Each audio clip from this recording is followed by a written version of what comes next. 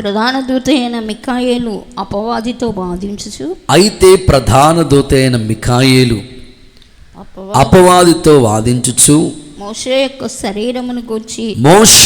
శరీరాన్ని గూర్చి తర్కించినప్పుడు దూషించి తీర్పు తీర్చే తెగింపక ప్రభువు నిన్ను గద్దించునుగాక అనెను. చదవబడిన వాక్య భాగంలో 2 మాటలు ఇప్పటికే మీకు చెప్పాను. ప్రధాన దూత అయిన మిఖాయేలు గురించి మనం నేర్చుకున్నాం, విన్నాం. ఆ తర్వాత అపవాది గురించి, సాతానుడి గురించి నిన్న ఉదయకాలం మీకు తెలియచేశాను. ఈరోజు ప్రత్యేకంగా మోషే శరీరాన్ని గురించి, మిఖాయేలు అపవాదికి మధ్యన జరిగిన తర్కం గురించి, వాదన గురించి పూర్తి వివరాలతో మీకు వాక్యాన్ని తెలియచేయాలని ఇష్టపడుతుంది. ఈరోజు మోషే యొక్క శరీరాన్ని గురించి మిఖాయేలు దూతకి అపవాదికి మధ్యలో జరిగిన తర్కం, వాదన గురించి వాక్య ఆధారాలతో మీకు తెలియచేయటానికి నేను ఇష్టపడతా ఉన్నాను. ఈ వచనంలో 3 ప్రాముఖ్యమైన విషయాలు మనం జ్ఞాపకం చేసుకుంటూ వచ్చాం. ఒకటి, ప్రధాన దూత అయిన మిఖాయేలు గురించి మనం విన్నాం. 2, అపవాదుల గురించి, సాతానుడు చేసే క్రియల గురించి మనం విన్నాం. ఇప్పుడు మోషే శరీరాన్ని గురించి, ప్రత్యేకంగా మోషే జీవితాన్ని గురించి, ఇప్పుడు మిఖాయేలుకి అపవాదికి మధ్యలో వాదోపవాదన, తర్కం జరుగుతూ ఉంది. మోషే శరీరాన్ని గురించి తర్కించినట్లుగా మిఖాయేలు దూత చెప్తున్నారు. ఏమనంటే, దేవుడే నీకు తీర్పు తీరుస్తాడు. అపవాదితో చెప్తున్నాను మిఖాయేలు దూత, దేవుడే నీకు తీర్పు తీరుస్తాడు అని. సో సందర్భాన్ని మీకు పూర్తిగా ఆత్మీయ వాక్య ఆధారాలతో మీకు తెలియచేయడానికి ఇష్టపడుతున్నాను. ఇందులో మీరు ABC అన్నట్లుగానే, లేకపోతే 1, 2, 3 అన్నట్లుగా 3 భాగాలుగా నేను ఈ వర్తమానాన్ని మీకు చెప్పడానికి ఇష్టపడుతున్నాను. మోషే గురించి మాట్లాడతాను. తర్వాత వచ్చినప్పటికీ మిగతా విషయాలన్నీ కూడా మీకు తెలియజేస్తాను. మోషే జీవితాన్ని గురించి కొన్ని మాటలు మీకు తెలియపరచడానికి ఇష్టపడుతున్నాను. మోషే 120 సంవత్సరాలు బ్రతికాడు, 120 years బ్రతికాడు. తన బలము కానీ సత్తు కానీ ఎక్కడ తగ్గలేదు. ఇంకా చెప్పుకోవాలంటే మోషే కన్ను దృష్టి ఎక్కడ మందం కాలేదట, కంటి దృష్టి ఎక్కడ తగ్గిపోలేదంట, సత్తు తగ్గలేదట. దేవుడు తన మంచితనమంతా మోషే ఎదుట కనపరుచినట్లుగా దేవుని లేఖనాల్లో మనం చూస్తూ ఉన్నాం. ఇప్పుడు మోషే ఈ 120 సంవత్సర కాలం జీవించిన కాలంలో 120 సంవత్సరాలు బ్రతికిన ఈ కాలంలో 40 అని 3 భాగాలుగా మోషే జీవితాన్ని మనం చూస్తూ ఉంటాం. ఐగుప్తిలో తన జీవిత విధానం 40 కింద మనం గమనిస్తూ ఉంటాం. ఆయన యొక్క రాజకోటలో, లేకపోతే వారి యొక్క ఫరో ఇంట్లో ఉన్న సందర్భాలు, ఆ తర్వాత మందను నడిపించిన విధానం, మందని కాచిన విధానం, ఆ తర్వాత దేవుడు పిలుపుని అందుకుని చక్కగా ఇశ్రాయేలీని నడిపించిన సందర్భాలన్నీ కూడా మోషే జీవిత చరిత్రలో మనం చూస్తూ ఉంటాం. ప్రత్యేకంగా మోషేని గురించి కొన్ని మాటలు మీకు తెలియపరచడానికి ఇష్టపడుతుంది. ఇక్కడ మోషే చనిపోయిన తర్వాత ఆ శరీరాన్ని గురించి ఇప్పుడు వాదోపవాదం జరుగుతూ ఉంది, డిస్కషన్ జరుగుతుంది. మిఖాయేలు దూతకి అపవాదికి మధ్యలో మోషే శరీరాన్ని గురించి వాదన జరుగుతూ ఉంది. ఇప్పుడు అసలు మోషేని గురించి మనం కొన్ని వివరాలు తెలుసుకుంటే ఆ తర్వాత మిగిలిన విషయాల్లోకి మనం వెళతాం. వాస్తవంగా మోషేని గురించి ఇందులో మీకు ABC అని మోషేని గురించి 3 మాటలు ముచ్చటగా మీకు చెప్తాను. చూడండి, లేఖనాల్లో మనం ఆలోచిస్తూ ఉంటుంటే మోషే యొక్క అనుభవాలు, మోషే యొక్క చరిత్ర, మోషే యొక్క జీవితం మనం చూస్తే పరిశుద్ధ గ్రంథం ఇలాగ స్పష్టంగా చెప్తుంది. సంఖ్యాకాండము 12వ అధ్యాయము 7వ వాక్య భాగాన్ని చూస్తే మోషేని గురించి ప్రభు చెప్పిన మాట ఏమిటంటే, అతడు నా ఇల్లంతటిలో నమ్మకమైన వాడు, నమ్మకస్తుడు. నిజంగా మోషేలో ఎన్నో క్వాలిటీస్ ఉన్నాయి, కానీ నేను మీకు సింపుల్గా ప్రతిదీ కూడా ఈ 3 మాటలు కూడా సింపుల్గా అర్థమయ్యేటట్లుగా చెప్పడానికి ఇష్టపడుతుంది. నమ్మకస్తుడిగా ఉన్నాడు, దేవుని ఇల్లంతట్లో నమ్మకస్తుడిగా ఉన్నాడు మోషే. అసలు ప్రస్తుత కాలంలో నమ్మకస్తులే కరువైపోతున్న రోజులు ఇవి. అలాంటి ఈ చివరి దినాల్లో మోషే మన ఆత్మీయ జీవితానికి ఒక పాఠాన్ని నేర్పించడానికి దేవుని ఇల్లంతట్లో ఎంతో నమ్మకస్తుడిగా ఉన్నాడు. నమ్మకస్తులు కరువైపోతున్నారు కదా, కరువైపోతున్నారు. ఏ కంపెనీ డెవలప్ అవ్వాలన్నా అందులో నమ్మకస్తులు కావాలి.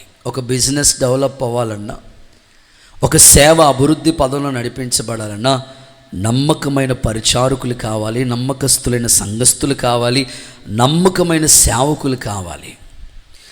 దేవుని ఇల్లు అంతటిలో, కొంతట్లో కాదు అంతట్లో మోషే నమ్మకంగా ఉన్నాడు. ఓకే, దేశంలోనే దేవుడు నమ్మకస్తులైన వాడిని చూస్తున్నాడు కదా. ఇంత నమ్మకస్తుడు మోషే, ఇంత నమ్మకస్తుడు మోషే. ఇంకా మనం తర్వాత పాఠాల్లో నేర్చుకుంటాం మోషేని గురించి. సో నేను మీకు సింపుల్గానే అవగాహన కోసం వీటిని గుర్తు చేస్తూ ఉంటాను. మోషేలో ఉన్న మరొక లక్షణాన్ని చూస్తే, ఐగుప్తి ధనాన్ని ఎంచుకోలేదు. ఐగుప్తి ధనం వద్దనుకున్నాడు, ఐగుప్తిని విడిచిపెట్టేశాడు. దేవుని ప్రజలతో శ్రమ అనుభవించడం భాగ్యంగా ఎంచుకున్నాడు. హెబ్రీలకు రాసిన పత్రిక 11వ అధ్యాయం 24 నుంచి 26 వరకు మనం చదివితే, మోషే పెద్దవాడైన తరువాత విశ్వాసాన్ని బట్టి ఐగుప్తి ధనము కంటే క్రీస్తు విషయమైన నింద గొప్ప భాగ్యమని ఎంచుకుని అల్పకాల లోక పాపభోగములు అనుభవించుట కంటే దేవుని ప్రజలతో శ్రమ అనుభవించుట మేలని యోచించాడు. నమ్మకస్తుడు మరొక కోణంలో చూస్తే దేవుని ప్రజలతో పాటు శ్రమ అనుభవించడానికి ఇష్టపడ్డాడు. ప్రస్తుత కాలంలో శ్రమ అనుభవించడానికి ఎవరు ఇష్టపడరు. దేవుని కొరకు తన ప్రజలతో కూడా అనేక సార్లు ఇశ్రాయేలు ప్రజలు మోషే మీద తిరుగుబాటు చేస్తూ వచ్చారు. ఏవయ్యా చంపడానికి తీసుకొచ్చావా ఈ అరణ్యంలోకి అన్న, అలాగే ఎన్నో శ్రమలు అనుభవిస్తూ వచ్చాడు దేవుని కోసం. ఐగుప్తి ధనం వద్దనుకున్నాడు, ఐగుప్తిని విడిచిపెట్టేశాడు. ఎంత వైరాగ్యంగా దేవుని కోసం బ్రతికాడంటే అంత మంచి లక్షణాలు మోషేలో కనబడతా ఉన్నాయి. దేవుని ప్రజలతో కూడా ఈ రోజుల్లో శ్రమ పడేవాళ్ళు తక్కువగా ఉంటారు, కానీ మోషే దేవుని కొరకు శ్రమలు అనుభవించడానికి నిందనే ఒక భాగ్యంగా ఎంచుకున్నాడంట. సో ఇంత మంచి లక్షణం ఉన్న మోషే, ఇంకో కోణంలోకి వెళదాం. సంఖ్యాకాండం 12వ అధ్యాయం 3వ వచనంలో చూస్తే, భూమి మీద ఉన్న వారందరిలో మిక్కిలి సాత్వికుడు. చూడండి, సింపుల్గానే మీకు చెప్తున్నాను. మోషే నమ్మకస్తుడు. మోషే దేవుని ప్రజల కొరకు శ్రమలు అనుభవించాడు, నిందను ఒక భాగ్యంగా ఎంచుకున్నాడు. అండ్ భూమి మీద ఉన్న వారందరిలో మిక్కిలి సాత్వికుడు. ఇన్ని మంచి లక్షణాలున్న మోషే, ఇన్ని మంచి లక్షణాలున్న మోషే మరణించాడు. చనిపోయిన తరువాత ఇప్పుడు తన శరీరాన్ని గురించి వాదోపవాదం జరుగుతూ ఉంది. ఇంత మంచి దేవుని కోసం శ్రమలు అనుభవించి దేవుని ఇంటిలో నమ్మకస్తుడిగా ఉండి భూమి మీద ఉన్న వారిలోనే సాత్వికుడిగా ఉన్న మోషే చనిపోయిన తర్వాత తన యొక్క ఆత్మీయ జీవితాన్ని చూస్తే ప్రభు ముందుగానే చెప్పినాడు, ఇదిగో మోషే, ఈ కనాను దేశాన్ని నీవు కన్నులతో చూస్తావు కానీ ఆ కనానులోనికి ప్రవేశించవు. నాకు ఆశ్చర్యం. నమ్మకస్తుడు కదండి, హలో, నమ్మకస్తుడు కదండి. నమ్మకస్తులకి దేవుని రాజ్యం ఇవ్వాలి కదా దేవుడు. సాత్వికుడు కదా, సాత్వికుడు యేసుక్రీస్తు ప్రభువే మనకి సాత్వికుడిగా ఉన్నాడు. నేను సాత్వికుణ్ణి దేన మనసు గలవాడిని అన్నాడు ప్రభు. శ్రమలు అనుభవించి, అనేక శ్రమలు అనుభవించి మనం దేవుని రాజ్యంలోకి వెళ్ళాలి కదా. మరి ఇన్ని మంచి లక్షణాలు ఉన్న మోషే అలాగ చూశాడు, కానీ దేవుని రాజ్యంలోకి ఎందుకు ప్రవేశించలేదు? ఆలోచన రావాలి మనకి. ఇంకొక కోణంలో కూడా చూద్దాం. 40 రాత్రింబగళ్ళు కొండపైనే ఉన్నాడంటే ఉపవాస ప్రార్థన చేశాడు మోషే. నిబంధన పలకలు 10 ఆజ్ఞలు దేవుని దగ్గర నుంచి పొందుకున్నాడు. ధర్మశాస్త్రం అంతా దేవుడు మోషే ద్వారా మనకు అనుగ్రహించాడు. ఐగుప్తులో అద్భుతాలు చేశాడు మోషే ద్వారా దేవుడు. అలా కర్ర తీసుకుని సముద్రం మీద అలా చాపితే సముద్రం రహదారిగా మారిపోయింది. బండలోంచి నీళ్ళు వచ్చాయి. మోషే ప్రార్థన ద్వారా దేవుడు గొప్ప కార్యాలు చేశాడు. మన్నాను కురిపించాడు. ఇన్ని దైవ కార్యాలు చేసిన మోషే కానాన్ని చూశాడు కానీ చేరుకోలేదు. ఎంత బాధ కలుగుతుందంటే, ప్రభా ఇంత చక్కని మోషేని కూడా నువ్వు అవకాశం ఇవ్వలేదంటే అనిపిస్తూ ఉంటుంది. ఇంత మంచి లక్షణాలు ఉన్నాయి కదా మోషేలో. ఇంకా నేను చాలా మాటలు రాసుకున్నాను. మోషే లాంటి ప్రవక్త ఇక పుట్టడు అని ద్వితీయోపదేశకాండంలో చెప్పాడు. అంత దేవుని కొరకు ఒక వైరాగ్యంగా బ్రతికిన మోషే 40 సంవత్సరాలు ఇశ్రాయేలీని నడిపించిన ఆయనకే ఆ కానాను ఇవ్వలేదంటే మరి మన సంగతి ఏంటంటారు తమ్ముళ్ళు? హలో, అసలు మన సంగతి ఏంటంటారు? ఇప్పుడు ఆలోచించుకోవాలి. ఇప్పుడు ఆయనలో ఉన్న మంచి లక్షణాలు లేవా? నమ్మకస్తుడు కదా, సాత్వికుడు కదా, దేవుని కొరకు శ్రమలు అనుభవించిన వ్యక్తి కదా. ఇంత వైరాగ్యం కలిగిన వ్యక్తి ఇప్పుడు అతను చనిపోతే దేవుని రాజ్యంలోకి వెళ్ళలేదు. ఆలోచిస్తూ ఈ మాటలు మీరు వినాలి. చక్కగా మీరు దైవ వాక్యాన్ని వినడానికి మీరు ఇష్టపడుతూ ఉండాలి. మోషే సమాధిని గురించి ఒక్కసారి, మోషే యొక్క చనిపోయిన స్థితిని గురించి ఒకసారి బైబిల్లోంచి మనం చూద్దాం. ఒకసారి ద్వితీయోపదేశకాండం 34వ అధ్యాయం. ద్వితీయోపదేశకాండం 34వ అధ్యాయం 5 నుండి 6 వాక్యాలు చదవగా విందాం. యెహోవా సేవకుడైన మోషే యెహోవా మాట చొప్పున మోయాబు దేశంలో మృతి పొందాడు. బేత్పెయోరు ఎదుట మోయాబు దేశంలోనున్న లోయలో అతడు పాతి పట్టబడెను. అతని సమాధి ఎక్కడున్నదో నేటి వరకు ఎవరికి తెలియదు. ఏంటి బాబు, మోషే సమాధిని ఎవరికి తెలియకుండా దేవుడు అంతా కనుమరుగు చేసేసాడు. సమాధి చేయబడ్డాడు, ఎక్కడుందో ఎవరికి తెలియకుండా చేశాడు. మరి ఇంత భక్తిపరుడు కదా, ఇంతగా బ్రతికిన వ్యక్తి కదా, కనాన్ని చూశాడు కానీ చేరుకోలేదు. చివరికి అతని సమాధిని కూడా ఎవరికి కనపడకుండానే దేవుడు కనుమరుగు చేసేసాడు. ఎందుకు అని నేను ఆలోచించాను.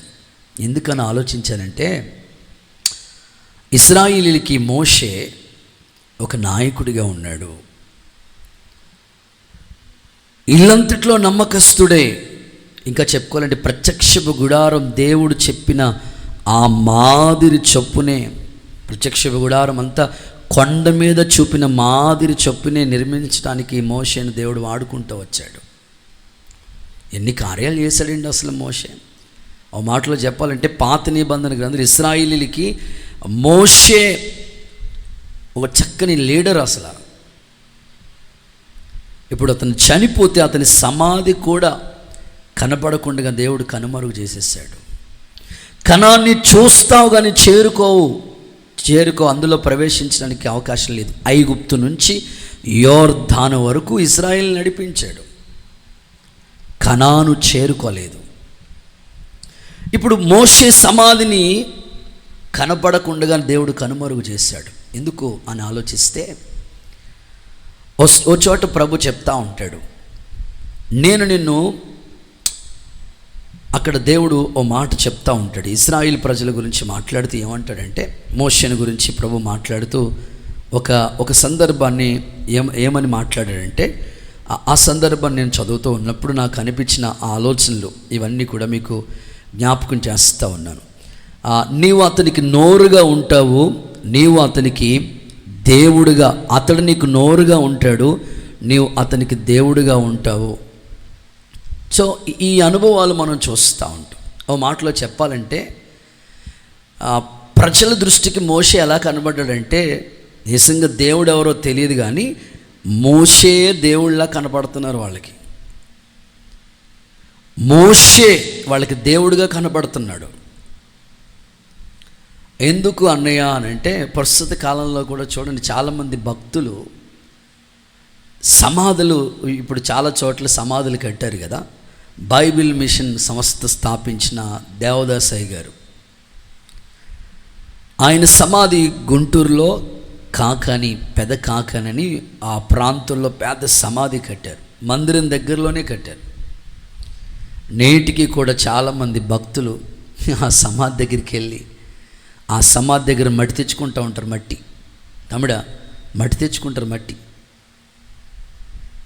ఇంకా అక్కడికి వెళ్ళి విగ్రహారాధన చేస్తూ ఉంటారు. ఆ సమాధుల దగ్గర పూజలు చేస్తూ ఉంటారు. అందుకనే మా పెద్ద పాస్టర్ గారు చెప్పారు, నేను చనిపోతేరా బాబు, ఎక్కడ మందిరం క్యాంపస్లు ఎక్కడ సమాధి కట్టకండి, అందరినీ ఎక్కడ పాతి పెడతారో అక్కడే పాతి పెట్టండి, నాకు స్పెషల్గా సమాధి చేయకండి అని. ఇశ్రాయేలు ప్రజలు ఎలాంటి వాళ్ళంటే, మోషే కొండ మీదకి వెళితే మోషే వచ్చే లోపల అహరోన్తో కలిసి దూడబొమ్మను తయారు చేసుకుని, ఇశ్రాయేల్ ఐగుప్తులోంచి వచ్చిన దేవుడవు దేవతవు నీవే అని ఆ బొమ్మను పూజించేస్తున్నారు వాళ్ళు. రేపొద్దున్న మోషే సమాధిని కనపడి ఉంటే మోషేను ఒక దేవుడిలాగా చేసేసి మోషేకి కూడా గుడి కట్టేస్తారు వాళ్ళు. బ్యాచ్ అలాంటి వాళ్ళు ఇశ్రాయేల్ ప్రజలు. దేవుడికి స్తోత్రం చెప్పండి ఒకసారి. అందుకని దేవుడు ఆ సమాధి కనపడకుండా చేశాడు. నేను నిన్ను ఫరోకి దేవుడిగా చేస్తానన్నాడు దేవుడు. అసలు ఇశ్రాయేలు ప్రజలకి దేవుడి కన్నా మోషే వాళ్ళ కన్నుల ఎదుట కనపడుతూ వచ్చాడు. ప్రతిదీ మన్నా కావాలి, ఆహారం కావాలి, నీళ్లు కావాలి, మోషే హీరోలా కనబడేవాడు మాట వాళ్ళకి. అందుకని దేవుడు అతని సమాధి కనుమరుగు చేసేసాడు. నేనంటాను, భక్తుల్ని మనం గౌరవించాలి కానీ దేవుళ్ళలా చేయకూడదు. ప్రస్తుత కాలంలో విశ్వాసులకి ఎలాంటి పరిస్థితులు వచ్చేసినాయి అంటే, దేవుడు సేవకుడు అంటే దేవుళ్ళలా చూసేవాళ్ళుగా మారిపోయారు. ఇప్పుడు దేవుళ్ళ కాదు, దేవుని ప్రతినిధిగానే మీరు చూడాలి. దేవుడు తర్వాతే ఎవరైనా, సేవకుడిని దేవుళ్ళ చూడకండి. కొంతమంది ఫ్యాన్స్ అయిపోతున్నారు, ఫేవరెట్స్ అయిపోతున్నారు. అస్సలు అది పద్ధతే కాదు, క్రైస్తవ్యానికి విరోధం. దేవుడే కదండి, దేవుడే నియమించాడు. ఇప్పుడు అతన్ని విడిపించడానికి, ఇశ్రాయేల్ని నడిపించడానికి ఎంపిక చేసుకున్నది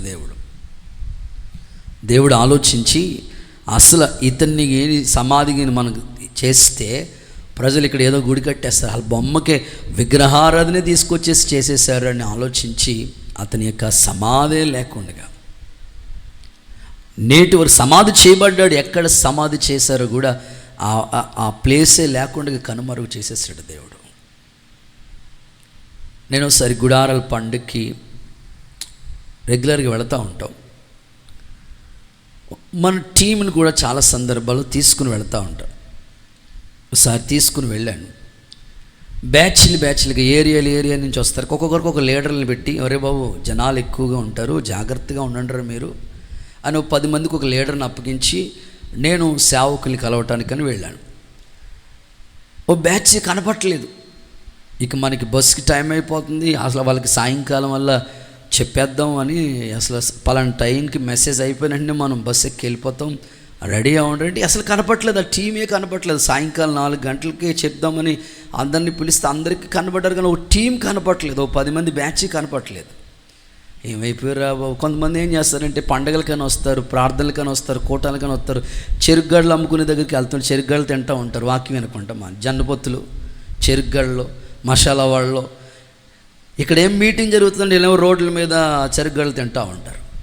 సరే అడిగిన వెళ్ళారేమో చూడండి రా అంటే అక్కడ కూడా లేరన్నా. ఎక్కడికి వెళ్ళిపోయారా బాబు వీళ్ళు అని అంటే, సరే టైం అయిపోయింది, లాస్ట్లో బస్సు ఎక్కడానికని వచ్చినప్పటికీ కనపడ్డారు. సరే అడిగాను ఎక్కడికి వెళ్ళారంటే, ఏ సన్నగాని సమాధి చూడటానికి వెళ్ళానన్నయ్యా అన్నాడు. నేనే చూడలేదురా బాబు. సమాధిని మనం ఎందుకు, అక్కడ కూడా ఫోటో తీయించుకున్నానన్నా సమాధి దగ్గర. ఇది కూడా రే సమాధి దగ్గరికి మనం పోకూడదురా.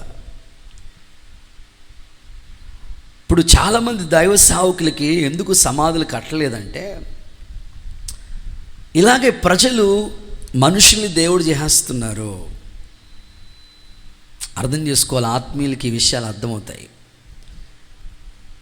ఎవరో ప్రార్థన చేసి ఎవరో ప్రవచనం చెప్పి ఉంటారు, ఇంకా ఆ ప్రవచనం పట్టుకుంటారు. పలానా వాళ్ళు మాకు ప్రవచనం చెప్పారు, అసలు దేవుడు కాదు వాళ్ళే ఇప్పుడు దేవుళ్ళు అయిపోయారు. అస్సలు అందుకే దేవుడు వాళ్ళని కనుమరుగు చేసేసాడు. సేవకుడు ఎప్పుడు మరుగై ఉండాలి, దేవుని మహిమ కనబడుతూ ఉండాలి.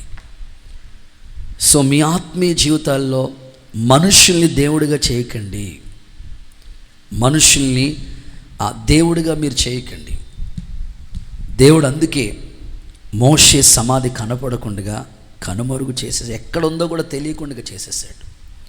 విశ్వాసులు ఈ విషయాన్ని మీరు చక్కగా గమనించాలి. వాస్తవంగా మనిషి చనిపోయినప్పుడు బాధ కలుగుతుంది. మోషే చనిపోయినప్పుడు 30 రోజులు దుఃఖంతో వాళ్ళు ఉన్నారంట. దైవజనులైనా ఆత్మీయులైన ఎవరైనా చనిపోతే బాధ కలుగుతుంది, వాస్తవమే. యెహోవా భక్తుల మరణం ఆయన దృష్టికి విలువైంది. ఇప్పుడు చనిపోయిన తర్వాత లాజరు ఉన్నాడు, దేవుణ్ణి నమ్ముకున్నాడు. ధనవంతుడున్నాడు, దేవుణ్ణి నమ్ముకోలేదు. లాజరు చనిపోయిన తర్వాత ఇప్పుడు అతన్ని బాడీ లేదా ఆత్మను తీసుకుని వెళ్ళటానికి, అప్పుడు శరీరం మట్టి అయిపోతుంది. ఆత్మ మరణం అంటే ఏంటి? శరీరం నుంచి ఆత్మ వేరు చేయబడటం మరణం అంటే. శరీరం మట్టి కాబట్టి మట్టితో చేయబడ్డది కదా, మట్టిలో పాతి పెట్టేస్తాం. ఈ ఆత్మ తాను దయచేసిన దేవుని దగ్గరికి చేరుకుంటుంది. ఇప్పుడు దేవుని దగ్గరికి ఆ ఆత్మను తీసుకుని వెళ్ళటానికి దేవదూతలు వచ్చాయి. లాజరు ఆత్మను తీసుకుని వెళ్ళటానికి దేవదూతలు వచ్చాయి పరలోకం నుంచి. యెహోవా భక్తుల మరణం ఆయన దృష్టికి విలువైంది. కానీ మోషే విషయంలో దేవుడు ఇక్కడ ఇంత నిర్ణయం తీసుకోవటానికి గల ప్రాముఖ్యమైన కారణాలు ఆలోచిస్తే, ఇశ్రాయేలీయులకి మోషే కనబడతా ఉన్నాడు, దేవుడు కాదు. అందుకని ఇక్కడ మోషే సమాధి దగ్గర కూడా వీళ్ళు గుడి కట్టేసి అసలు బొమ్మనే విగ్రహంగా చేసేసి వీళ్ళు విగ్రహారాధన చేసి ఊరేగించేశారు. ఇట్లా చేస్తారని ఆలోచించి ప్రభు అది అస్సలు మరుగై చేసేసాడు, కనుమరుగు చేసేసాడు. సో ఇది మోషే గురించిన ఇన్ఫర్మేషన్. ఇది సింపుల్గా మీకు మోషే నమ్మకస్తుడు, శ్రమలు అనుభవించిన వాడు, అండ్ ప్రభు సన్నిధిలో సాత్వికుడిగా ఉన్నాడు. 120 సంవత్సరాలు జీవించాడు. మోషే చనిపోయిన తర్వాత అతని సమాధిని కనపడకుండా దేవుడు కనుమరుగు చేశాడు. ఇప్పుడు రెండో మాటగా చెప్తాను. ఇప్పుడు మోషే లైఫ్ గురించి చెప్పాను కొన్ని మాటలు. ఇప్పుడు రెండో మాట ఏంటంటే, మోషే ఎందుకు కానాను చేరలేదు? 3 విధాలుగా ఈ సబ్జెక్ట్ని మీకు చెప్పాలనుకున్నాను. ఒకటి, మోషే జీవిత వివరం చెప్పాను. ఇన్ని చేసిన మోషే ఇప్పుడు రెండో మాట మీరు నోట్ చేసుకుని, రెండో ప్రశ్న ఏమిటంటే, మోషే ఎందుకు కనాను చేరలేదు? కనాను చేరాడా చెప్పండి? చేరలేదు. చూస్తావు కానీ చేరవు. ఆ మాట చూడండి ఒకసారి, మీకు రిఫరెన్స్ ఆధారాలతో చెప్తాను. నువ్వు చూస్తావు కానీ చేరుకోవని ప్రభు చెప్పాడు కదా. ఆ మాటను ఒకసారి చదువుదాం. ద్వితీయోపదేశకాండం 34వ అధ్యాయం. ద్వితీయోపదేశకాండం 34వ అధ్యాయంలో ప్రభువు చెప్పిన ఆ మాటలు ఒకసారి చదవగా విందాం. ద్వితీయోపదేశకాండం 34వ అధ్యాయాన్ని మనం గమనిస్తూ ఉంటే అక్కడ ప్రభు చెప్పిన ఈ మాటల యొక్క సారాంశాన్ని చూస్తాం. ఏమని చెప్తున్నాడు ప్రభు అనంటే 4వ వచనం చూడండి. అప్పుడు యెహోవా అతనితో ఇట్లనెను, నీ సంతానానికి ఇచ్చేదనని అబ్రహాము ఇస్సాకు యాకోబులకు నేను ప్రమాణం చేసిన దేశం ఇదే కన్నులారా నిన్ను దాన్ని చూడనిచ్చితిని గాని నీవు నది దాటి అక్కడికి వెళ్ళకూడదు. చూస్తావు కానీ అక్కడికి వెళ్ళే అవకాశాలు లేవు. సో సంఖ్యాకాండం 20వ అధ్యాయంలోకి రండి. అక్కడ కూడా సేమ్ ప్రభు మాట్లాడుతున్న మాటల్ని ఒకసారి మీకు వివరిస్తాను. సంఖ్యాకాండం 20వ అధ్యాయం, సంఖ్యాకాండం 20వ అధ్యాయం 23-24 వాక్యాలు చదవగా విందాం. యెహోవా ఎదోము పొలిమేరల యొద్దనున్న హోరు కొండలో మోషే అహరోనులకు ఇలాగ సెలవిచ్చాను. ఓకే, అహరోను తన పితరులతో చేర్చబడును. ఓకే, ఏలయనగా మెరీబా నీళ్ళ యొద్ద మీరు నా మాట వినక తిరుగుబాటు చేసిరి కనుక ఇశ్రాయేలీయులకు ఇచ్చిన దేశమందు అతడు ప్రవేశింపడు. చూడండి, మోషేలో ఎన్నో పాఠాలు మనం నేర్చుకుంటూ వచ్చాం. ఇంతటి వ్యక్తి మరి ఎందుకు కానానుకు చేరుకోలేదు? దేవుడు మాట్లాడుతున్నాడు, నువ్వు చూస్తావు నీ కన్నులతో, కానీ పొరపాటును నువ్వు చేరుకోవు అన్నాడు. ఇప్పుడు ఇందులో కూడా మీకు ఏబిసి అని 3 మాటలు చెప్తాను. ఇప్పుడు మోషే లైఫ్ గురించి ఏబిసి అని 3 మాటలు చెప్పాను. ఇప్పుడు మోషే కానానుకి ఎందుకు చేరుకోలేదో ఏబిసి అని 3 మాటలు చెప్తాను. ఎందుకు ఇంత సాత్వికుడు, ఇంత నమ్మకస్తుడు, ఇంతటి వ్యక్తి ఎందుకు కనాను చేరుకోలేదు అంటే ఇందులోనే సంఖ్యాకాండం 20వ అధ్యాయం 12వ వాక్యాన్ని చూద్దాం. సంఖ్యాకాండం 20వ అధ్యాయం 12వ. మీరు ఇశ్రాయేలు కన్నుల ఎదుట నా పరిశుద్ధతను సన్మానించినట్లు నన్ను నమ్ముకొనకపోతిరి. చాలండి. ఇక్కడ ఈ సందర్భంలో మొదటి మాట, దేవుని పరిశుద్ధతను సన్మానించలేదు. దేవుని పరిశుద్ధతను సన్మానించలేదు. అర్థమయ్యేటట్లుగా చెప్తాను. మోషేతో దేవుడు చెప్పాడు, ఇదిగో ఇశ్రాయేలీయుల కొరకు నీళ్లు కావాలి, ఈ బండతో మాట్లాడు అని దేవుడు చెప్పినాడు. కానీ మోషే ఏం చేశాడంటే, రెఫీదీంలోనేమో నీళ్లు లేకపోతే బండను కొట్టమని చెప్పాడు. అక్కడ అప్పుడు నీళ్ళు వచ్చినాయి. ఇప్పుడు ఇక్కడ ఏం చెప్తాడంటే, బండతో మాట్లాడు అని.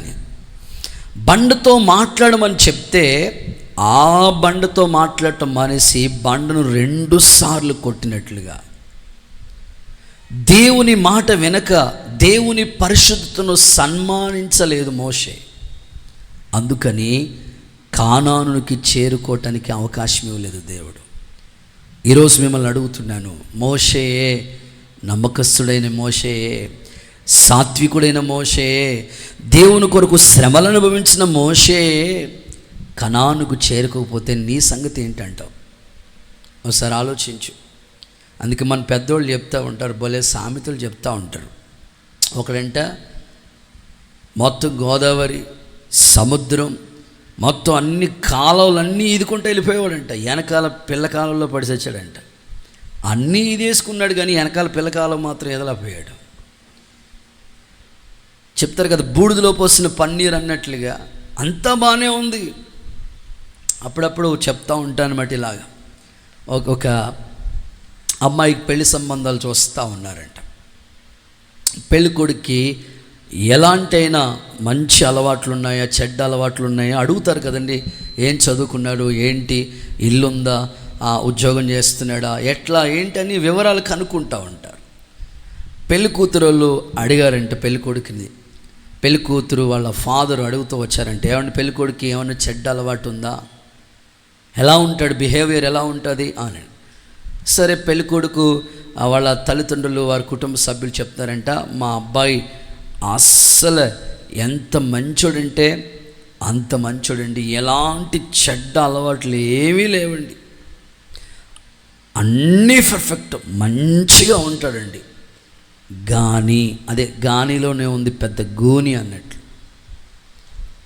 చాలా మంచోడు కానండి, అప్పుడప్పుడు జరదా కిల్లిన వెళ్తూ ఉంటాడండి. అరే ఎప్పుడెప్పుడు అని అడిగారంటే, అప్పుడప్పుడు అన్నారు కదా, ఎప్పుడెప్పుడు అనండి, అదేనండి సరదాగా ఫ్రెండ్స్తో సినిమాకి వెళ్ళినప్పుడు. ఎప్పుడంటే తమ్ముడా, సరదాగా ఫ్రెండ్స్తో సినిమాకి వెళ్ళాడు. సరదాగా ఫ్రెండ్స్తో సినిమాకి ఎప్పుడు వెళ్తాడు?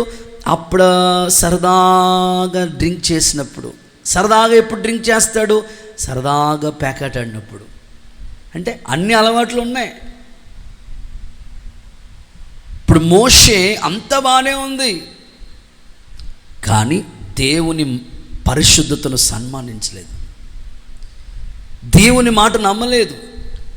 మోషే రెఫీదీములోనేమో నీళ్లు లేకపోతే బండను కొట్టమన్నాడు.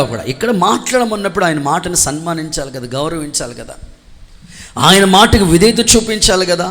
వినలేదు. నా పరిశుద్ధతను సన్మానించక నన్ను నమ్మకపోతిరి, అందుకు దేవుడు కానాను చూస్తావు కానీ చేరుకోవన్నాడు.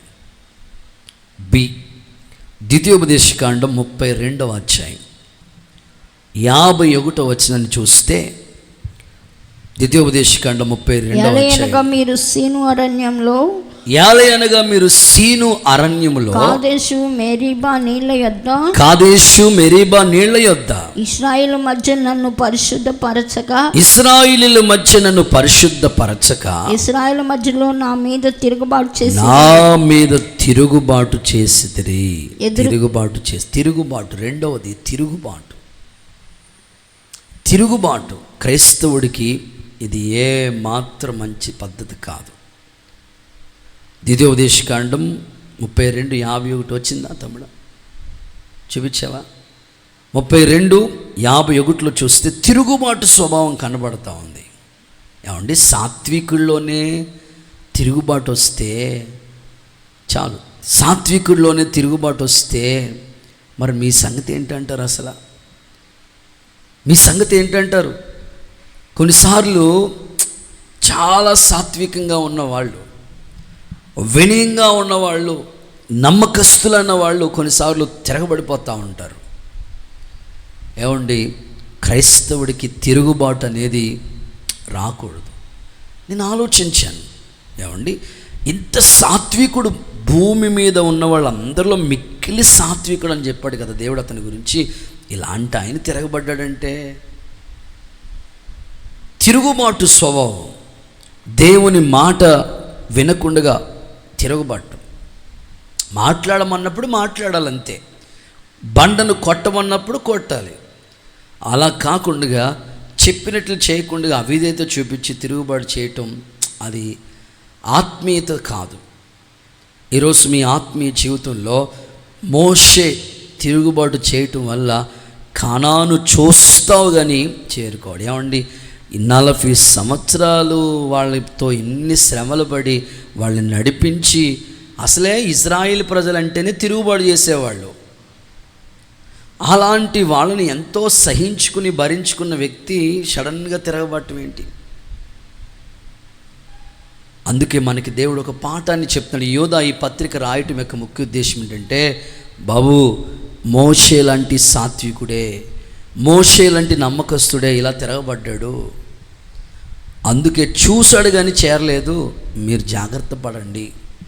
క్రైస్తవ జీవితం అంటే ఏదో ఆటో ఎక్కి చుట్టాలింటికి వెళ్ళిపోయినంత ఈజీగా పరలోకం చేరుకోమను.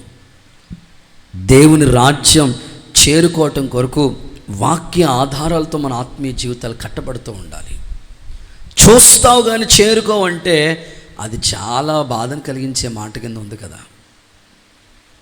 ఈరోజు మన అంతరంగం ఒకసారి మనం పరిశుద్ధించుకుందాం, శుద్ధి చేసుకుందాం. ఏ సమయంలో దేవుని మాటకి మనం లోబడుతున్నామా లేకపోతే తిరగబడుతున్నామా? క్రైస్తవుడికి తిరుగుబాటు అనేది మంచిది కాదు.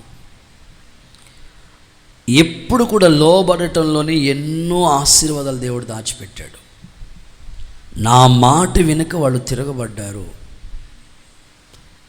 చాలా గృహాలకి నేను విజిటింగ్కి ఈ వారంలో ఒక 10% ఒక 20% మాత్రమే కొన్ని గృహాలు దర్శించి, ఇంకా 80% విజిటింగ్ చేయాలి. కొన్ని లోకల్లో ఉన్న దగ్గరగా ఉన్న గృహాలన్నీ దర్శిస్తూ వచ్చాను.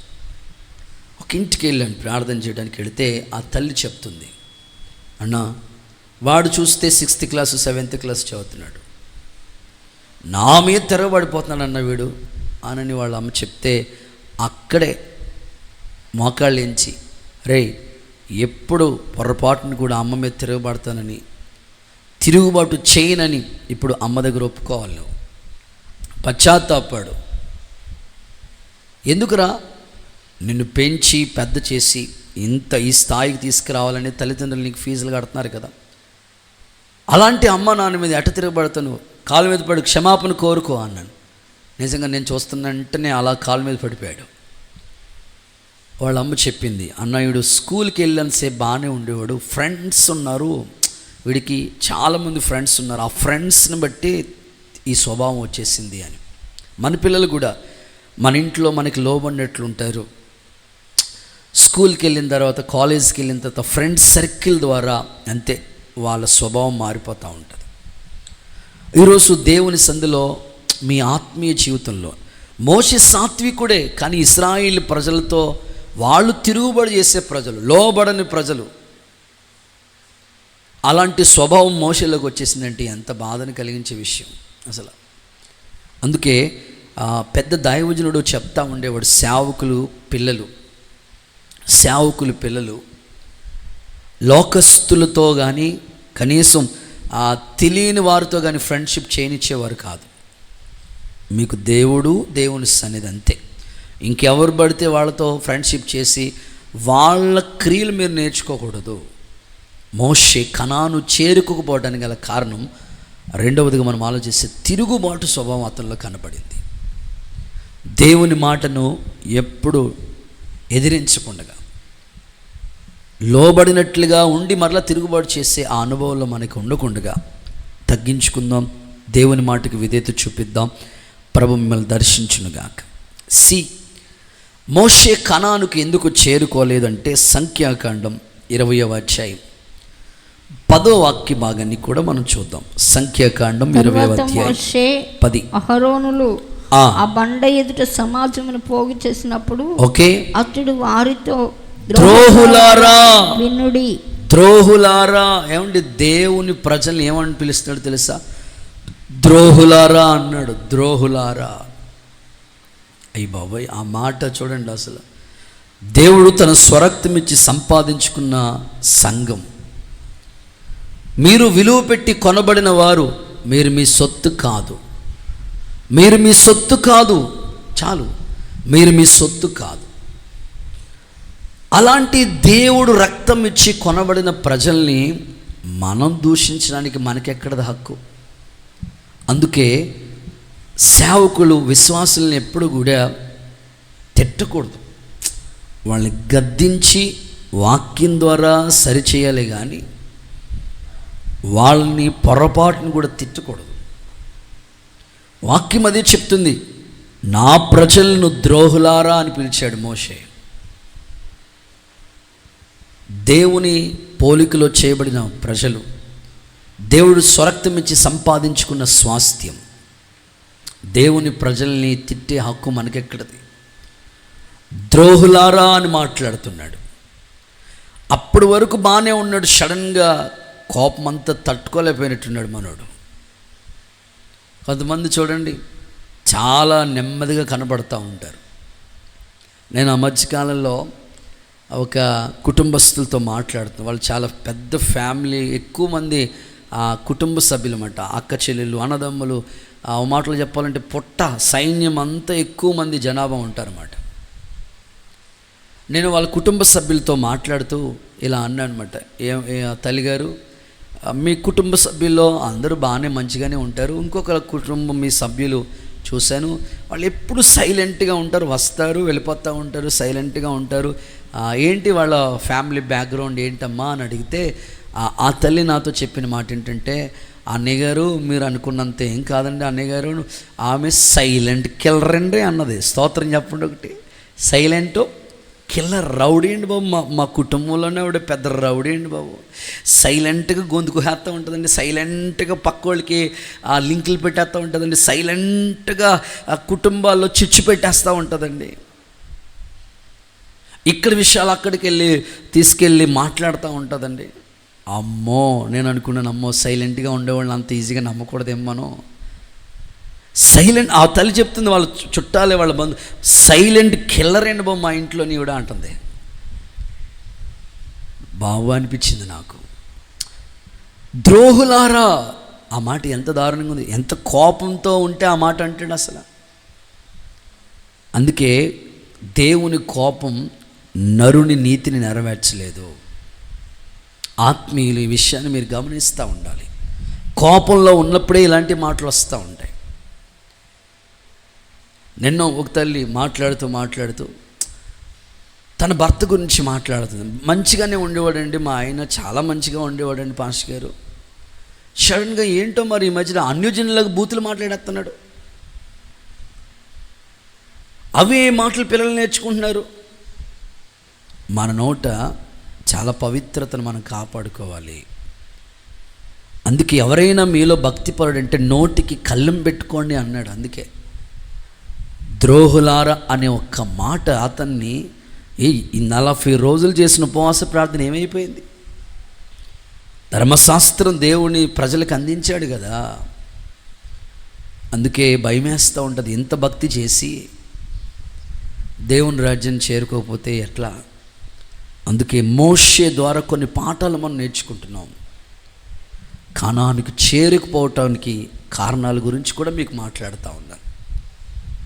దేవుని పరిశుద్ధతను సన్మానించలేదని, తిరుగుబాటు చేశాడని, ద్రోహులారా అన్నాడు. కనుక ఈ విషయాలన్నీ మీరు మనసులో పెట్టుకొని, ప్రతి వాక్యం మనకి ఎందుకు తెలుసా? విని విడిచిపెట్టడం కోసం కాదు. విన్న వాక్యాన్ని మనకి అప్లై చేసుకోవాలి. చక్కని భక్తి మార్గం దేవుని రాజ్యం చేరుకోవటానికి ఇవన్నీ మనకు ఒక పాఠాలు, గుణపాఠాలు అంతే. దృష్టాంతరాలుగా ఉన్నాయి ఇవన్నీ కూడా. ఇప్పుడు బయలుదేరిన వాళ్ళు ఎంతమంది? ఇంచుమించు 20 లక్షల మంది. 6 లక్షల కాల్బలం అని చెప్పారు. అంటే పిల్లలు ఇంకా సైన్యులందరూ లెక్కేసుకుంటే 20 లక్షల పైనే ఉంటారు. 6 లక్షల కాల్బలం అని రాస్తుంది బైబిల్లో. ఇంతమందిలో ఇద్దరు వెళ్ళారు. మధ్యలో ఏమయ్యింది అంటే, మధ్యలో అరణ్యంలో ఆకులు రాలిపోయినట్లు రాలిపోయారంట వాళ్ళు. మరి దేవుని సన్నిధిలో ఎన్నో క్రైస్తవ సంఘాలు ఉన్నాయి, ఎన్నో డినామినేషన్స్ ఉన్నాయి. మొన్న అక్క నాతో మాట్లాడుతూ విశ్వాసుల యొక్క స్థితి ఎలా ఉంటుంది అనే మాటలు డిస్కషన్ చేసుకుంటా, దేవుని వాక్యంలోంచి ఏదో మాట వస్తే మేము మామూలుగా జనరల్గా కారులో పెడితే మాట్లాడుకుంటూ ఉన్నప్పుడు ఒక మాట గుర్తు చేశారు. మేమే పరలోకం వెళ్తాం. కొన్ని సంఘాలు చెప్పుకుంటాయంట, మేమే పరలోకం వెళ్తాం, అసలు మాదే సంఘం, అస్సలు జ్యేష్ఠుల సంఘం మాదే అంటారంట కొంతమంది.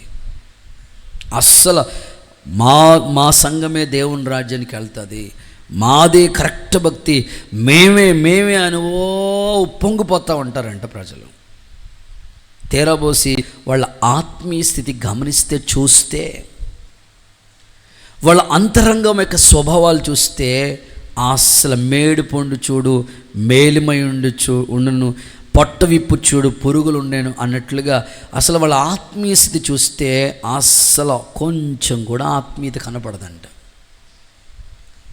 చాలామంది ఇప్పుడు కూడా చాలామంది మేము మొట్టమొదటి క్రైస్తవులండి, ఆది క్రైస్తవులమండి. కొన్నిసార్లు పాస్టర్లుగా మాకు ప్రసంగాలు చేస్తుంటారు, పాస్టర్ గారు మీరు పుట్టుండరండి అప్పటికే. అవునులేమ్మ, నేను పుట్టుండలే, మేము అప్పుడు నమ్ముకున్నామండి దేవుడిని, అప్పుడు నమ్ముకున్నాం, బాగానే ఉంది. కానీ నమ్ముకున్నావు కానీ ఏది నమ్ముకున్న ఫలం ఏది? క్రీస్తు స్వరూపం ఏది? క్రీస్తు పోలికలేవి? క్రీస్తు ఫలాలు ఏవి? ఆత్మ ఫలాలు ఏమి కనిపించట్లేదు నీలో కదా.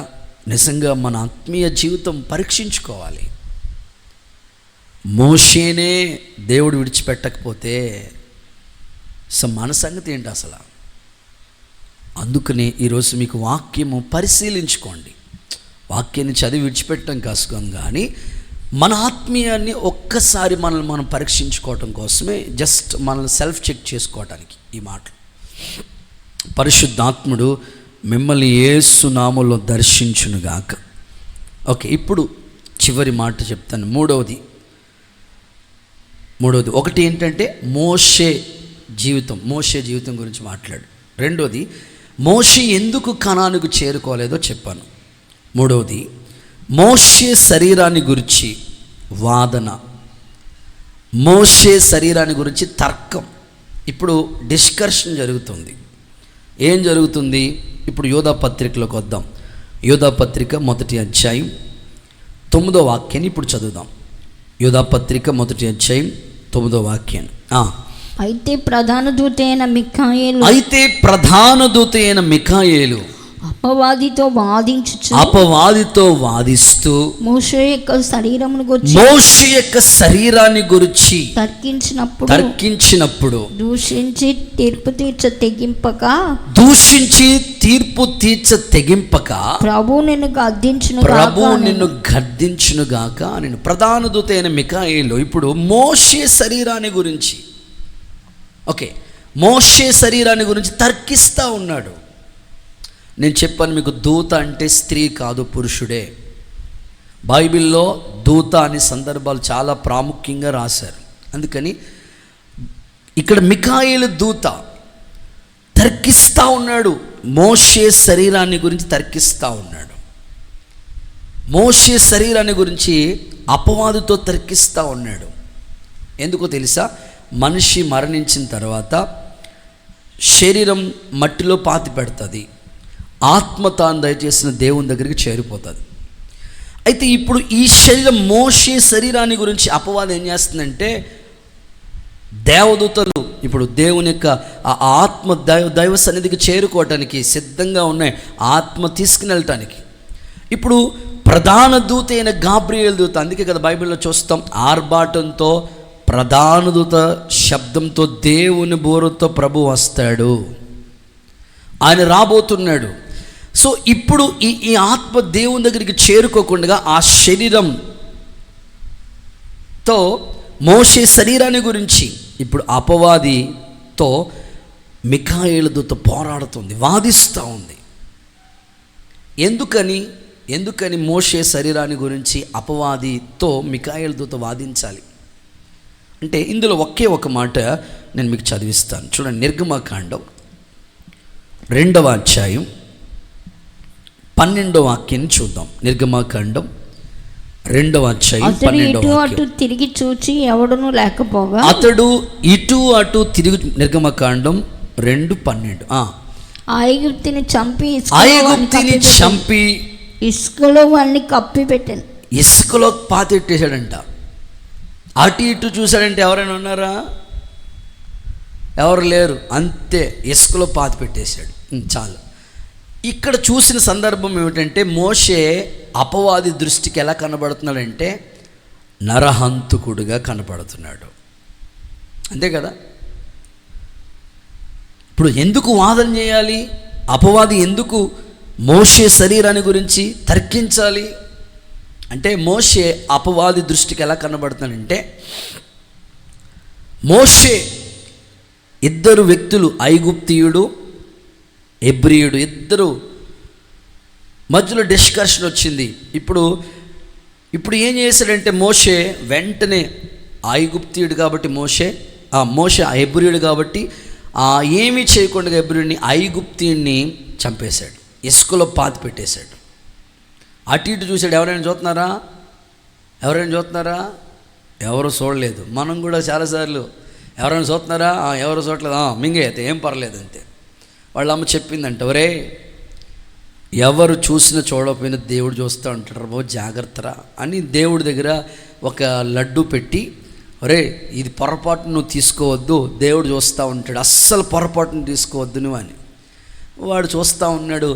చూసినప్పుడల్లా తీసుకుందాం అన్నట్టు ఉన్నది, కానీ దేవుడు ఫోటో దగ్గర పెట్టారు కదా, అమ్మో దేవుడు చూస్తున్నాడని అమ్మ చెప్పిందని ఎన్నోసార్లు ట్రై చేస్తున్నాడు, కుదరట్లేదు. ఈసారి ఎలాగైనా తినేయాలి అని అనుకుని ఆ లడ్డు దగ్గరికి వెళ్ళి ఆ దేవుడి ఫోటో దగ్గరికి వెళ్ళి మొత్తం మీద దేవుడికి ఒక దుప్పటి కప్పేసి ఆ లడ్డు గుడుకు మింగేశాడంట. రాయేష్ మింగేశాడంట.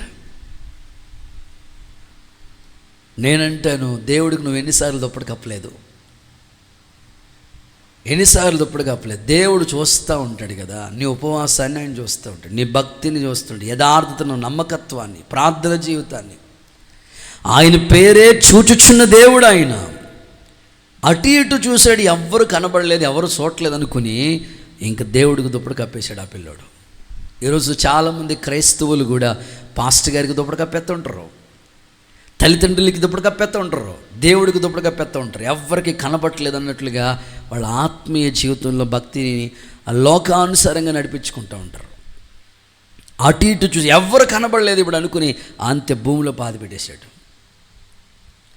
ఒక నరహంతుడిగా ఉన్నాడు ఇక్కడ మోషే.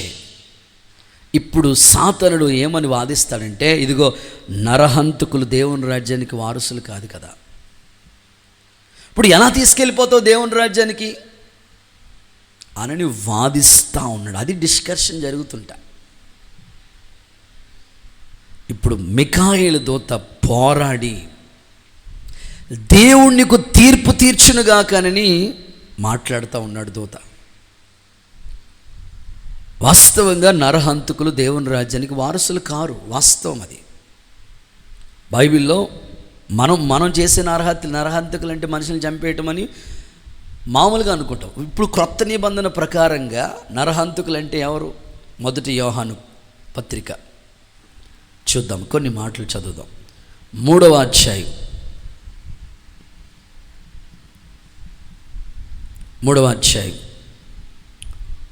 చూస్తే లేఖనాల్లో ఇలా రాయబడుతూ వచ్చాయి. 14 నుంచి చదువుదాం. మొదటి యోహాను పత్రిక. మనము సహోదరులను ప్రేమించుచున్నాము కనుక మరణంలో నుండి జీవంలోనికి దాటి ఉన్నామని ఎరుగుదాం. 15వ వచనం. తన సహోదరుని ద్వేషించిన వాడు నరహంతుకుడు. ఏ నరహంతుకుని యందును నిత్య జీవము ఉండదు. ప్రభు చెప్పేశాడు కదా, తన సహోదరుని ప్రేమించలేని వాడే నరహంతుకుడు.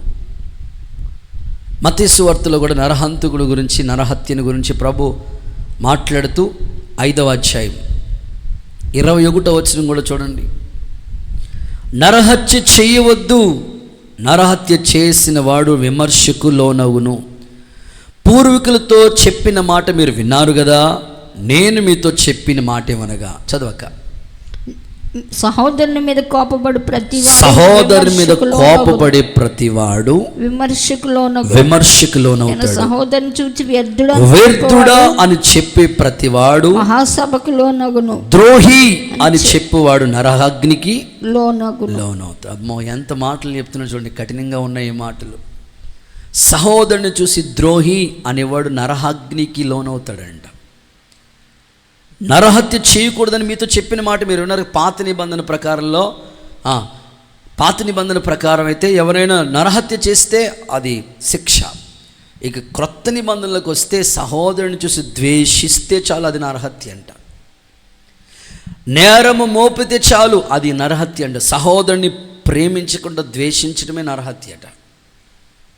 అందుకే ఆత్మీయులైన మనం చాలా జాగ్రత్తగా మనం భక్తి చేయాలి. ఇప్పుడు అపవాది అడుగుతున్నాడు, ఇదిగో మోషే నరహత్య చేశాడు, నువ్వు ఎలా తీసుకెళ్ళిపోతావు దేవుని రాజ్యానికి? ఇప్పుడు ఆత్మ వేరైపోయింది, శరీరం పాతి పెట్టేసి ఆత్మను తీసుకెళ్ళడానికి దేవదూతలు వస్తాయి. ఇప్పుడు మిఖాయేలు దూత పోరాడుతూ ఉన్నాడు, తీసుకెళ్ళకూడదని అపవాది. ఇప్పుడు వాదించి దేవుడు నీకు తీర్పు తీరుస్తాడు కదా అని. వాస్తవంగా మోషే నరహత్య చేశాడు, వాస్తవమేది. అయితే మోషే ఇప్పుడు ఆత్మీయ స్థితిని మనం చూస్తే, ఎత్తైన కొండ మీదకి దేవుడు మోషేను, తనకిష్టమైన శిష్యులు పేతురు, యాకోబు, యోహాను ముగ్గురిని తీసుకుని వెళ్ళాడు కొండ మీదకి. రూపాంతర మహిమ చూపించాడు. ఇప్పుడు రూపాంతర మహిమ చూపించినప్పటికీ ఆ మహిమలో ఎవరున్నా తెలుసా? మోషే, ఏలియా వాళ్ళిద్దరు కనబడుతూ ఉన్నారు. చూద్దాం ఆ మాటలు కూడా లేఖనాల్లో మనం ఒక్కసారి అన్వేషిస్తే, ఆలోచిస్తే ఈ మాటల యొక్క సారాంశం మనకి కనబడుతూ ఉంటుంది కదా. లేఖనాల్లో మనం చూస్తే లూకాసు వార్త అండ్ 9వ అధ్యాయం 29 నుంచి 31 వరకు. ఆయన ప్రార్థన చేయుచు ఉండగా ఆయన ముఖరూపం మారెను, ఆయన వస్త్రములు తెల్లవై దగదగా మెరిసెను. మరి ఇద్దరు పురుషులు ఆయనతో మాట్లాడుచు ఉండిరి. వాళ్ళెవరో తెలుసా? మోషే, ఏలియా అనేవాళ్ళు. వారు మహిమతో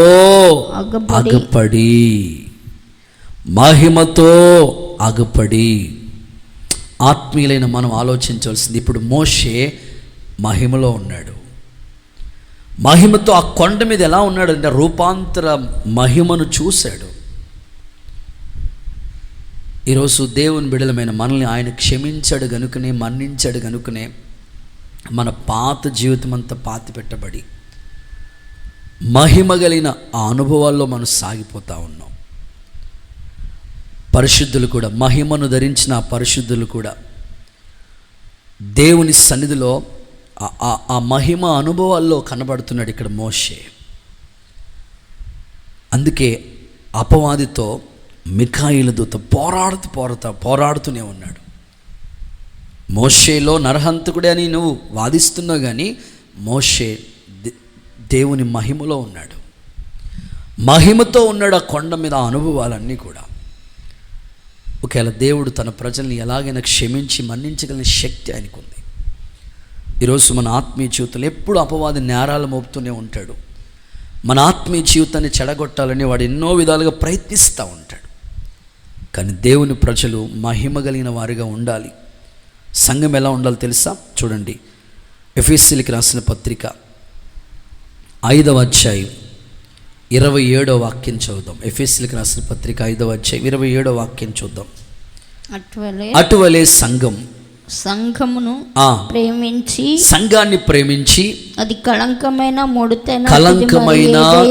ఏదైనను లేకుండా పరిశుద్ధమైనదిగా, నిర్దోషమైనదిగా, మహిమగల సంఘముగా ఆయన తన ఎదుట నిలబెట్టుకోవాలని వాక్యంతో ఉదక స్నానము చేత దానిని పవిత్రపరిచి పరిశుద్ధపరచుటకై దాని కొరకే తన్ను తాను అప్పగించుకునను. మహిమగల సంఘంగా నిలబెట్టాలని దేవాతి దేవుడు మన కొరకే తను అప్పగించుకున్నాడు. ఆయన త్యాగాన్ని ఒకసారి గుర్తించండి. తనను తానే అప్పగించుకున్నాడు. మహిమగల సంఘంగా కనబడాలి దేవుని ఎదుట. ఏ మచ్చ ఉండకూడదు, ఏ డాగు ఉండకూడదు, ఏ కలంకం ఉండకూడదు. మహిమగల సంఘముగా, నిర్దోషులుగా ప్రభు ఎదుట మనం కనపడదుముగాక. ఖచ్చితంగా అలాగ కనపడాలి. ఇప్పుడు మోషే అపవాది దృష్టికి హంతకుడిగా కనపడ్డాడు. వెంటనే దూత వాదించి, ఇదిగో అతడు మహిమ కలిగిన వాడిగా ఉన్నాడని. పాత నిబంధన భక్తులకి, క్రొత్త నిబంధన భక్తులకి కొన్ని వ్యత్యాసాలు ఉన్నాయి. అది కూడా మీకు వాక్య ఆధారాలతో చెప్తాను. ఏంటనంటే, పాత నిబంధన యొక్క పరిశుద్ధులు అంటే, పాత నిబంధన పరిశుద్ధులు అంటే ఎవరు? అబ్రహాము, ఇస్సాకు, చెప్పండి, యాకోబు, వీళ్ళందరూ, యోసేపు, వీళ్ళందరూ పాత నిబంధన పరిశుద్ధులు. మోషే, పాత నిబంధన గ్రంథంలో ఉన్న పరిశుద్ధులు అందరూ కూడా పాత నిబంధన పరిశుద్ధులు. ఎలాంటి పరిస్థితి అంటే, వాళ్ళకి పాత నిబంధన పరిశుద్ధులు పాతాళానికి వెళ్ళి అక్కడ తీర్పు జరుగుతుంది వాళ్ళకి. నీతిమంతులు, పాత నిబంధన పరిశుద్ధులు అందరూ కూడా పాతాళానికి వెళ్ళి అక్కడ తీర్పు జరుగుతుంది. క్రొత్త నిబంధన పరిశుద్ధులకి అలా లేదు. కొత్త నిబంధన పరిశుద్ధులకి దేవుడు ఎట్లాంటి కృపనిచ్చాడంటే, యేసు ప్రభువు రావటం వల్ల, యేసు ప్రభు మరణాన్ని జయించడం ద్వారా చెరగా తీసుకుని వెళ్ళిపోయాడు. పాత నిబంధన పరిశుద్ధులకు జరిగే తీర్పు వేరు, క్రొత్త నిబంధన పరిశుద్ధులకు జరిగే తీర్పు వేరు. పాత నిబంధన పరిశుద్ధులకి పాతాళానికి వెళ్ళి అక్కడ తీర్పు జరిగిన తర్వాత అక్కడ భద్రం చేయబడి ఉన్నారు. ఇప్పుడు క్రొత్త నిబంధన పరిశుద్ధులకి ఎలాగంటే, దేవుడు చెరగా తీసుకుని వెళ్ళిపోయాడు. చూద్దామా, మాట కూడా చదువుదామా. లేఖనాల్లో ఎఫెసీయులకు రాసిన పత్రిక 4వ అధ్యాయం 8వ వాక్యం చూడండి. అందుచేత ఆయన ఆరోహణమైనప్పుడు చెరను చెరగా పట్టుకుని పోయి చెరను చెరగా తీసుకుని వెళ్ళిపోయాడు. మనుషులకు ఈవులను అనుగ్రహించిన. చూడండి, యేసు ప్రభు చెరను చెరగా తీసుకుని వెళ్ళిపోయాడు. యేసు ప్రభు మరణాన్ని జయించి తిరిగి లేచిన తర్వాత అదే ప్రభు అంటాడు కదా, మరణము యొక్కయు చాలు మరణము యొక్కయు పాతాళము యొక్కయు తాళపు చెవులు నా స్వాధీనంలో ఉన్నాయి. మొదటివాడును కడపటివాడును మృతుడినైతిని కానీ ఇదిగో యుగ యుగములకు సజీవుడై ఉన్నాను. ఇప్పుడు పాత నిబంధన పరిశుద్ధులకి ఆ తీర్పు చూస్తే అలాగ ఉన్నది. క్రొత్త నిబంధన పరిశుద్ధులకి యొక్క స్థితిని చూస్తే దేవుడు చెరను చెరగా తీసుకుని వెళ్ళిపోయాడు. ఇంకొక మాట కూడా రోమీయులకు రాసిన పత్రికలో ఇంకొక మాట కూడా చదివిస్తాను. 5వ అధ్యాయం 14వ వచనం. రోమీయులకు రాసిన పత్రిక 5వ అధ్యాయం 14వ వాక్యం చూస్తే, అయినను ఆదాము చేసిన అతిక్రమము పోలి పాపం చేయని వారి మీద కూడా ఆదాము మొదలుకొని మోషే వరకు అక్కడ ఏమంటాడు, పాపము చెయ్యని వారి మీద కూడా, ఆదాము మొదలుకొని మోషే వరకు మరణమేలెను. ఆదాము రాబోవానికి గురితై ఉండేను, అయితే అపరాధము కలిగినట్టు కృపావరం కలగలేదు. చూడండి, ఇక్కడ ఏ సందర్భాన్ని మాట్లాడుతానంటే పౌలు గారు ఆదాము మొదలుకొని మోషే వరకు, వాస్తవంగా ఆదాము మొదలుకొని యేసు ప్రభు వరకు అని మాట్లాడాలి. పాత నిబంధన పరిశుద్ధులు కనుక వీళ్ళ గురించి మాట్లాడితే ఏమంటున్నట్టే, ఆదాము మొదలుకొని మోషే వరకు మరణమేలెను. సో అందుకే యేసు ప్రభు ఆ మరణాన్ని చెరను చెరగా తీసుకుని వెళ్ళిపోయాడు. సో మహిమగల సంఘంగా మనం ఆయన ఎదుట కనబడాలి, పరిశుద్ధుల గుంపుగా ఆయన ఎదుట నిలబడాలి. అందుకే ఏ డాగు ఉండకూడదు, ఏ కలంకం ఉండకూడదు. అపవాది మన మీద ఎప్పుడు ఏదో ఒకటి వాదిస్తూనే ఉంటాడు. వాడు దేవదూత పోరాడి తర్కించి మోషే శరీరం అపవాది తీసుకుని వెళ్ళిపోవాలనుకుంటే వాదించి దేవునికి తీర్పు తీర్చినగానని మాట్లాడుతూ వచ్చాడు. చివరిగా మరొక సందర్భం ఇందులోనే ఒక మాట చెప్తాను. తెస్సలోనికీయులకు రాసిన మొదటి పత్రికలో ఈ మాట చదువుకుని పరిశుద్ధ సంఘం ఎలాగ సిద్ధపడుతూ ఉండాలో ఈ మాట చదువుకుని మనం ప్రార్థన చేస్తాం. తెస్సలోనికీయులకు రాసిన మొదటి పత్రిక అపోస్తలుడైన పౌలు 4వ అధ్యాయం 16వ వాక్యం చదువుదాం. ఆర్భాటంతో ప్రధాన దూత శబ్దంతో దేవుని బోరతోను పరలోకం నుండి ప్రభువు దిగి వస్తాడు. క్రీస్తునందుండి మృతులైన వారు మొదట లేస్తారు. ఆ మీదట సజీవులమై ఉన్న మనము వారితో కూడా ఏకముగా ప్రభుని ఎదుర్కొనుటకు ఆకాశ మండలమునకు మేఘముల మీద కొనిపోబడతాం. చాలు. ప్రభు సంధిలో ఆర్భాటంతో ప్రధాన దూత శబ్దంతో దేవుని బోరుతో ప్రభు రాబోతున్నాడు. సో ఆయన వచ్చినప్పుడు ఆయన ఎదుర్కోవటానికి మేఘముల మీద మనం కొనిపోబడతాం. ఈ నిరీక్షణ మనల్ని సిగ్గుపరచదు. కాబట్టి క్రైస్తవ బిడ్డలు చాలా జాగ్రత్తగా భక్తి చేయాలి. మనం మోషే ఇంత సాత్వికుడు, ఇంతటి వ్యక్తిని అపవాది వాదిస్తూ వచ్చాడు. కాబట్టి ఆత్మీయులైన మనం ఎప్పటికప్పుడు పరిశుద్ధత జీవితాన్ని గురించి కాపాడుకుంటూ ఉండాలి. నేను తరచుగా ఓ సందర్భం చెప్తూ ఉంటాను. ఒకసారి కొంగ, హంస వీళ్ళిద్దరూ స్నేహితులుగా ఉన్నారు. రోజు మాట్లాడుకుంటూ ఉన్నారట. ఓ రోజు కొంగ, హంస ఇద్దరు మాట్లాడుకుంటుంటే ఒక వారం రోజులు హంస కొంగకి కనపడలేదంట. 1 వీక్ వరకు కనపడలేదంట. 1 వీక్ తర్వాత మరలా కన్నులు ఎదుట అలా ప్రత్యక్షమైందంట హంస. కొంగ చూసి హంస వైపు చూసి, నేను నీతో మాట్లాడను, నీ జట్టు పీస్ అన్నట్లుగా నేను నీతో మాట్లాడను అన్నదంట. వెంటనే హంస అడిగిందంట, ఎందుకు మాట్లాడవు? మరి లేకపోతే వారం రోజుల నుంచి నా కన్నులకి కనపడకుండా ఎక్కడికి వెళ్ళిపోయావు? అసలు ఎక్కడికైనా వెళ్తే చెప్పి వెళ్తావు కదా, ఏమీ చెప్పబెట్టకుండా 1 వీక్ దాకా ఏమీ నాకు కనబడకుండా పోయి ఆడిపోయావు నువ్వు అని అట్లా మాట్లాడుతుంది. ఏమీ లేదు, పరలోకం ఎలా ఉంటుందో చూసొద్దామని వెళ్ళాను అన్నదంట. ఎవరో హంస. ఎవరితో? కొంగతో. వింటున్నావా? పరలోకం ఎలా ఉందో చూసొద్దామని. అవునా, పరలోకమా, వెళ్ళావా నీవు? ఎలా ఉందమ్మా, నన్ను కూడా చెప్పుంటే నేను కూడా వచ్చేదాన్ని కదా, నన్ను కూడా తీసుకెళ్దాను కదా, నేను కూడా సిద్ధమయ్యేవాడిని కదా. అవునా, మరలా వెళ్తాను, నువ్వు సిద్ధపడు, రెడీ అవు. ఓకే, ఎలా ఉంటుంది పరలోకం అని చెప్పిందంట. హంస చెప్పిందంట, అక్కడ గొర్రెపిల్లయే దీపమై ఉంటుంది, కోటి సూర్యుల కంటే ప్రకాశమైన వెలుగు. అక్కడ 12 ముత్యములు 12 గుమ్ములతో దేవుడు ఆ పట్టణాన్ని నిర్మిస్తూ ఉన్నాడు.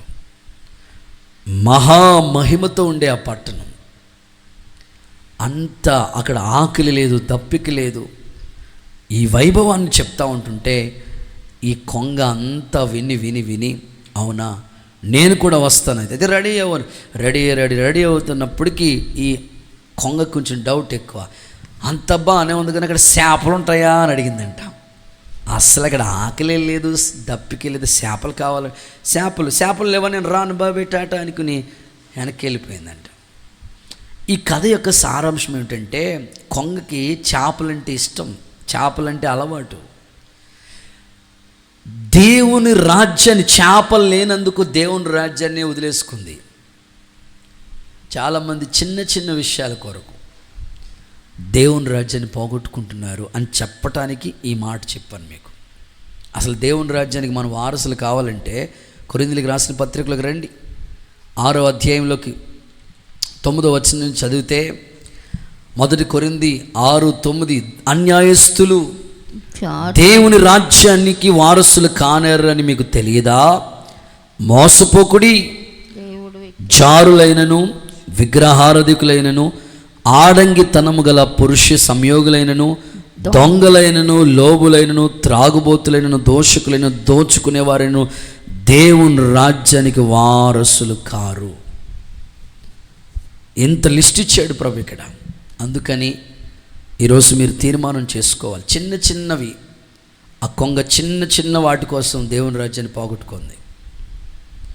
ఈరోజు మనుషులు కూడా చిన్న చిన్న విషయాల కొరకు మధ్యలో సహవాసాన్ని విడిచిపెట్టేస్తున్నారు, దేవునికి దూరం అయిపోతున్నారు, ఆత్మీయతను పోగొట్టేసుకున్నారు.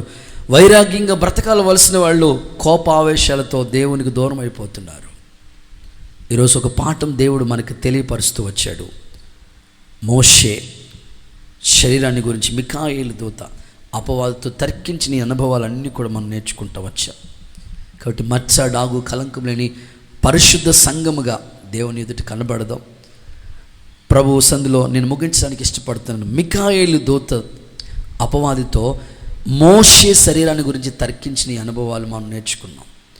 ఒకటి, మోషే జీవితాన్ని గురించి మనం నేర్చుకున్నాం. అతడు సాత్వికుడు, నమ్మకస్తుడు, శ్రమలు అనుభవించిన వాడు. మోషే ఎందుకు కనాను చూడలేదో అతనిలో ఉన్న మైనస్లన్నీ కూడా చెప్పాను. సో మూడవది, మోషే శరీరాన్ని గురించి అపవాదితో మిఖాయేలుతో వాదించిన సందర్భాలన్నీ కూడా మీకు చెప్పాను. కాబట్టి ఈ పాఠం యొక్క సారాంశం ఏమిటంటే, దేవుని బిడ్డల మనం దేవుని రాజ్యానికి చేరుకోవటానికి ఎక్కడా మచ్చ ఉండకూడదు, డాగు ఉండకూడదు, కలంకం ఉండకూడదు. మహిమ కలిగిన ఆ రాజ్యంలో ప్రవేశించడానికి దేవుడు మనందరికీ యోగ్యతని ప్రసాదించునుగాక. ఆమెన్. అందరూ మోకరించండి, ప్రార్థన చేసుకుందాం. ప్రభు మనకిచ్చిన ఈ సందేశం అంతటి కొరకే చేతులెత్తి అందరూ